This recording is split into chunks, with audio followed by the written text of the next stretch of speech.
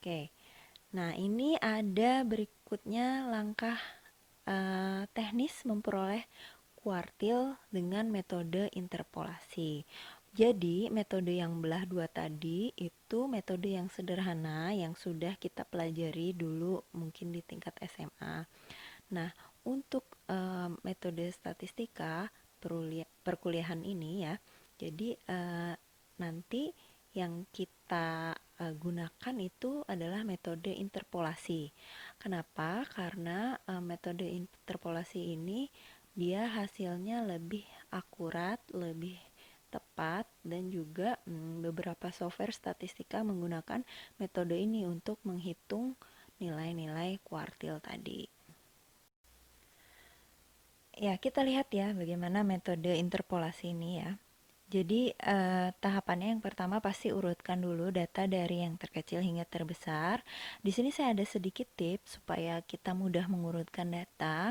eh, Daripada mengurutkan data secara manual, itu lebih efisien kalau kita mengurutkan data menggunakan diagram dahan daun atau stem and leaf yang tadi kita pelajari. Nah, ini kita cari selanjutnya posisi kuartil NQ1-nya, NQ2, sama NQ3 ya. Ini pakai rumus ini. Gampangnya untuk NQ1 ya ininya 1/4 kalikan N plus 1, NQ2 di sininya 2/4, NQ3 adalah 3/4. Oke, kalau sudah nilai kuartilnya nanti dihitung pakai rumus ini.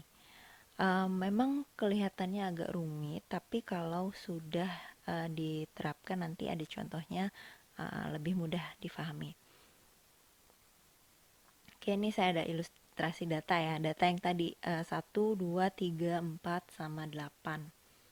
Kita cari posisi Q2-nya ya, setengah atau tadi 2/4 dikalikan N plus 1, ini 3. Posisi Q1-nya adalah 1/4 dikalikan N-1, ini 1,5.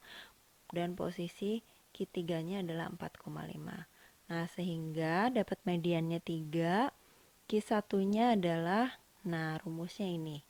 Rumus yang tadi itu ya, Q1 itu adalah data sebelumnya ya. Data sebelumnya ini kan satu ini kita peroleh dari sini ya, kalikan 0,5 ini dari mana?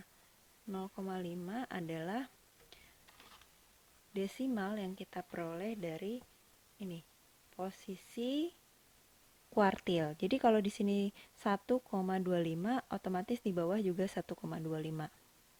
Nah, lalu 2 ini dapat dari data setelah posisi Q1 ya. Setelah Q1 kan 2 ya. 1 ini adalah data sebelum posisi Q1. Oke. Jadi sini nih jadi ke sini. Nah, sehingga dapat nilainya 1,5. Masih agak bingung? Kita coba lagi ya untuk yang posisi Q3 ya, kurang lebih sama. Nah, Q3 ini ya, jadi yang di depan tadi sama seperti yang Q1, yang di depan ini adalah data sebelum posisinya. Posisinya kan di 4,5. Berarti kita cari data yang keempat. Nah, data yang keempat ini kan ini ya.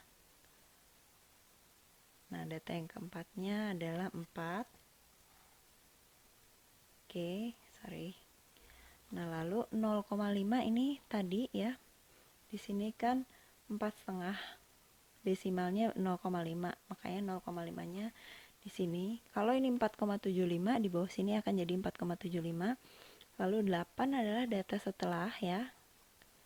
Sini saya lingkari ini 8. Ini adalah datanya yang setelah, sama 4 ini adalah datanya yang sebelum. Oke, sehingga didapat nilainya adalah 6. Ya, kira-kira seperti itu ya cara menghitung menggunakan metode interpolasi. Oke, ini ada lagi ilustrasi untuk data kedua. Posisi Q2-nya 3,5, Q1-nya 1,75, Q3-nya 5,25. Nah, mediannya kan posisinya di tengah-tengah ya.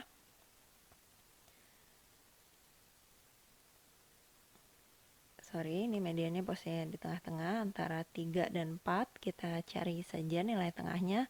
Lalu Q1-nya di sini lihat ini pakainya 0,75 ya.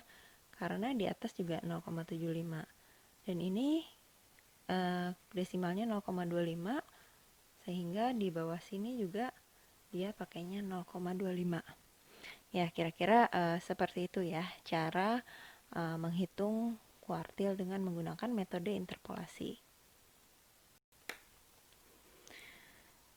Ya, selanjutnya ada yang namanya statistik 5 serangka ya. Jadi statistik 5 serangka ini sebenarnya isinya adalah nilai kuartil-kuartil yang tadi ya, dari Q0 sampai dengan Q4. Nah, ini untuk data 1 kalau kita hitung pakai interpolasi, ini statistik 5 serangkainya. Sedangkan kalau yang data 2 yang ini tadi ya, yang sudah kita hitung juga. Oke, saya masuk ke ukuran pemusatan lainnya ya. Ini min atau rataan. Ini adalah ukuran pemusatan yang ukur sentroid ya. Apa namanya? Beban dari data-data itu tengah-tengahnya pas jatuh di mana. Itu yang disebut sebagai min atau rataan. Nah, dia merupakan pusat massa atau sentroid ya. Jika menggambarkan populasi dituliskan sebagai mu. Ya, jadi untuk populasi nanti lambangnya mu, sedangkan untuk contoh kita kasih lambang X bar. Nah, ini digunakan untuk tipe data yang numerik. Min ini tidak bisa kita gunakan untuk tipe data yang kategorik dan diskret ya, karena tidak sesuai penempatannya. Nah, dia sangat resisten terhadap pencilan. Jadi ada pencilan sedikit aja akan mempengaruhi besarnya min. Oke, ini langkah teknis memperoleh min ya. Jadi rataan itu ada yang di populasi, lambangnya mu, rumusnya ini ya. Dan ini adalah rataan di sampel atau di contoh ya. Contoh ini ada data 1, ini data contoh ya. Untuk menghitung rataannya, tinggal kita jumlahkan semua, lalu dibagi dengan jumlah datanya. Nah, ini tidak perlu dibulatkan ya, karena dia datanya itu continuous.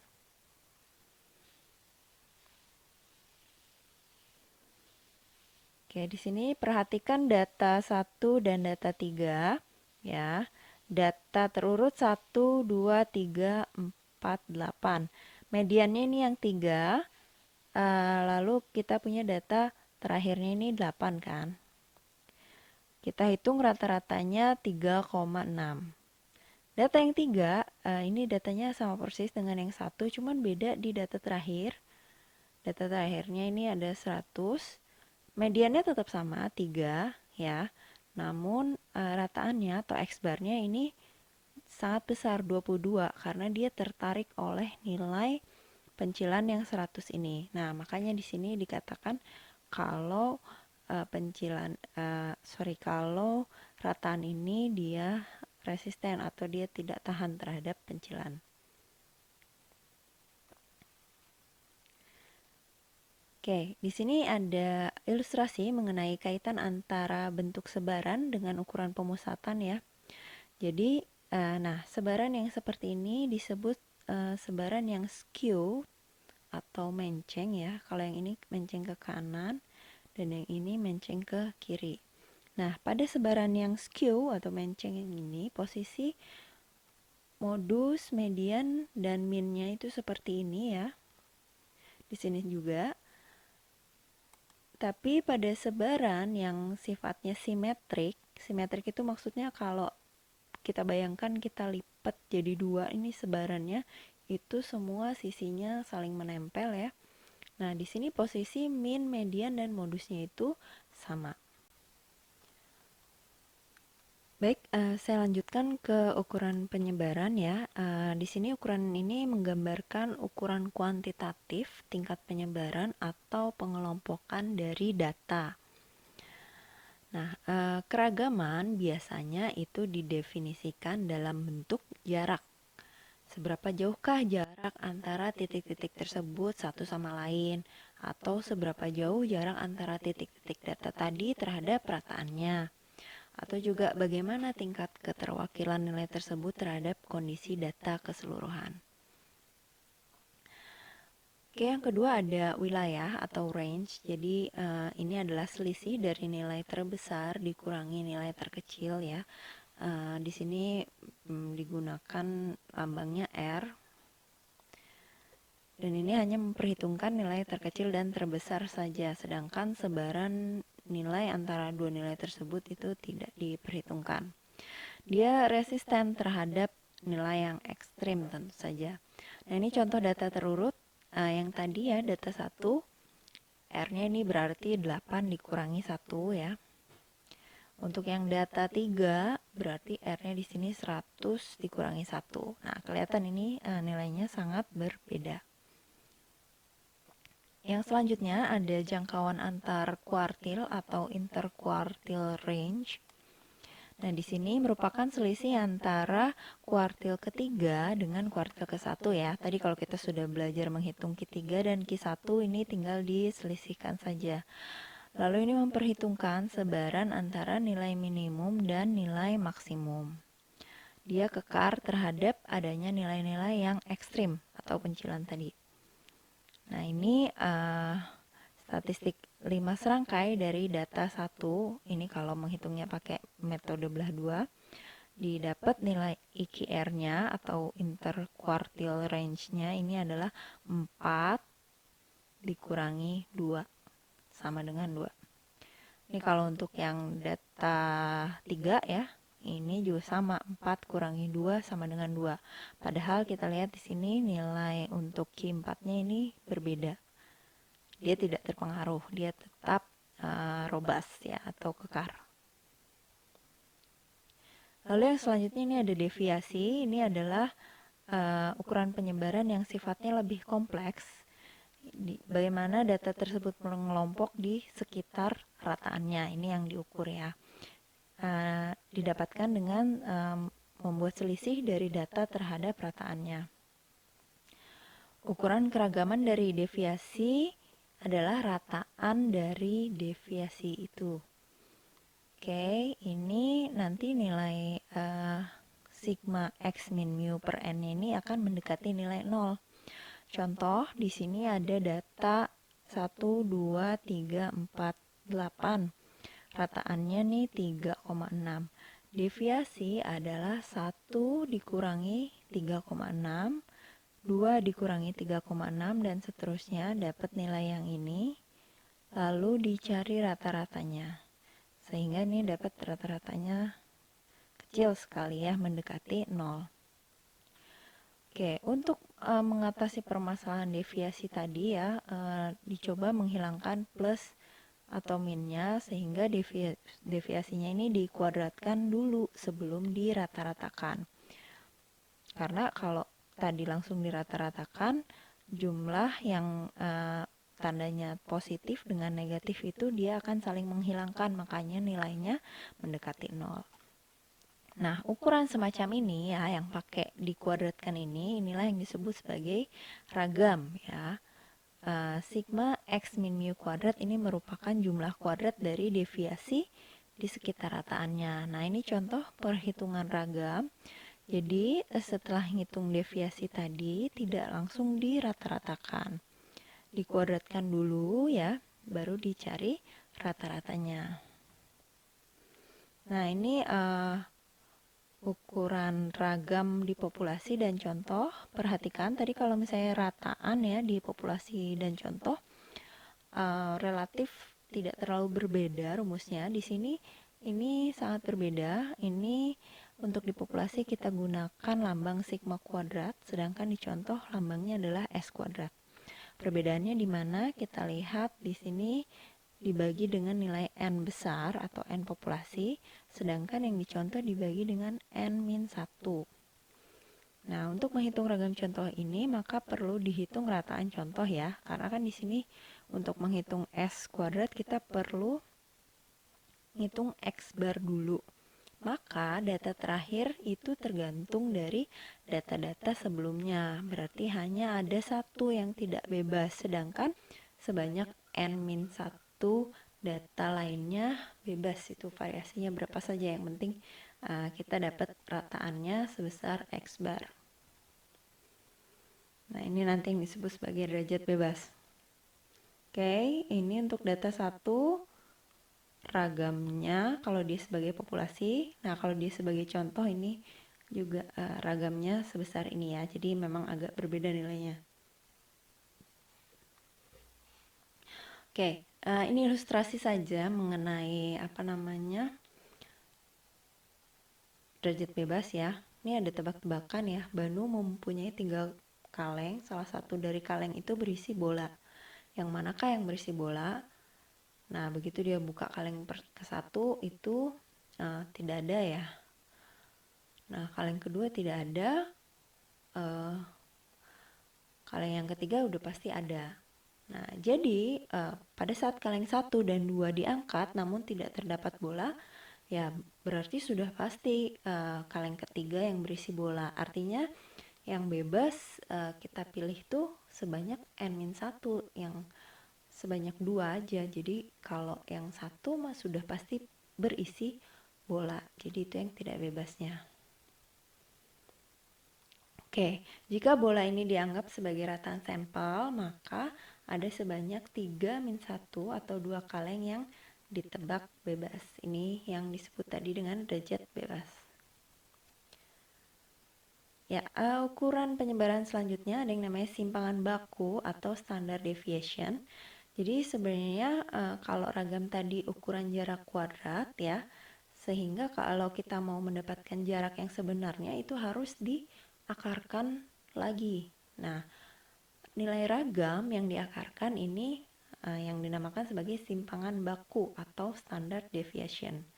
Jadi lambangnya ini sigma untuk di populasi dan S untuk di sampel. Oke, ini ada latihan data A, data B. Silahkan boleh dicoba sendiri ya di rumah. Nah, saya mau menampilkan sedikit demo menggunakan software Minitab ya. Sebenarnya nggak harus Minitab sih, kalau mau pakai di Excel juga bisa, nanti bisa dicoba di praktikum ya. Nah, di sini yang mau saya contohkan Minitab, ini data yang tinggi, berat badan, jenis kelamin, dan agama tadi. Oke, kalau mau mengeluarkan nilai-nilai ukuran penyebaran, ukuran pemusatan tadi, kita ke Stat, Basic Statistik, lalu Display Deskriptif Statistik ya. Nanti akan keluar pop-up seperti ini, kita isikan peubah yang mau dihitung, lalu pilih ke Statistik. Nah, ini dicentang saja, checklist saja mana yang mau dikeluarkan ya, tidak perlu semuanya. Oke, selain ini nanti juga ada pilihan yang di sini yang grab ya, nanti bisa kita lihat outputnya seperti apa. Oke, ini output deskriptif statistiknya. Jadi kalau di Minitab ini tadi ada window session sama window worksheet ya. Kalau kita pilih yang ini, display deskriptif statistik, nanti outputnya akan keluar di window session ini. Nah, ini outputnya ya. Semua nih sudah ditampilkan nilai yang kita checklist tadi. Nah, tadi kalau pilihannya kita mau buat graph, ini ada pilihan mau apa. Di sini saya contoh bikin histogram dengan normal curve ya, sama box plot of data. Nah, ini contoh histogramnya dari tinggi, ini dari berat, dan ini adalah contoh box plotnya. Oke, nah bagaimana cara membuat histogram dan box plot ini? Caranya akan disajikan di video selanjutnya. Ya, tadi adalah beberapa contoh dari teknik penyajian data menggunakan statistika deskriptif. Oke, untuk lebih detailnya bagaimana cara kita untuk membuat diagram, membuat tabel, juga membuat chart-chart yang tadi kita pelajari, penjelasannya ada di video selanjutnya. Ikuti terus video-video selanjutnya.